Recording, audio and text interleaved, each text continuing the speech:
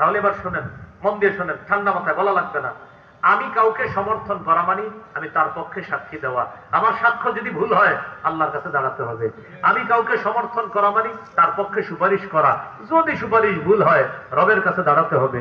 3 number, খেটে খাওয়া মানুষের প্রতিনিধিত্বের অথরিটি প্রদান করা, মানে আমি খেটে খাওয়া মানুষের দায়িত্বে কাউকে বসানো, ভুল যদি হয় আল্লাহর কাছে দাঁড়াতে হবে।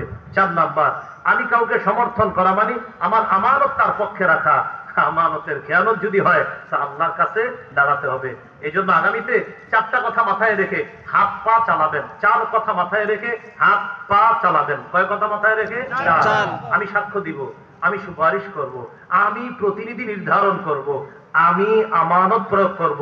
আমার আমানত প্রয়োগে পা যেন সঠিক জায়গায় চলে, হাত যেন সঠিক জায়গায় চলে, অন্যথায় আল্লাহর সামনে আমাকে দাঁড়াতে হবে।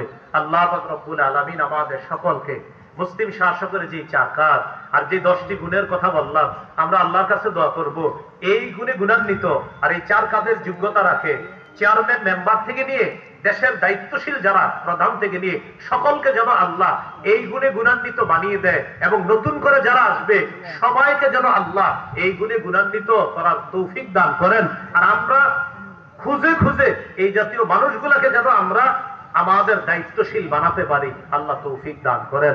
তাহলে শেষে যে 4টা কথা বলছি এটা খুবই খুবই গুরুত্বপূর্ণ। এখন আপনারা এক কাজ করবেন, সেটা হলো আমি এখান থেকে যাওয়ার পর সবাই পিছিয়ে পিছিয়ে ওঠেন, ওঠেন সবাই ওঠেন, একসাথে চলে যাবো মাঠ থেকে। উঠেন, শুরু করেন না? উঠেন, এই যে উঠা শুরু করছে, উঠেন উঠেন সবাই উঠেন।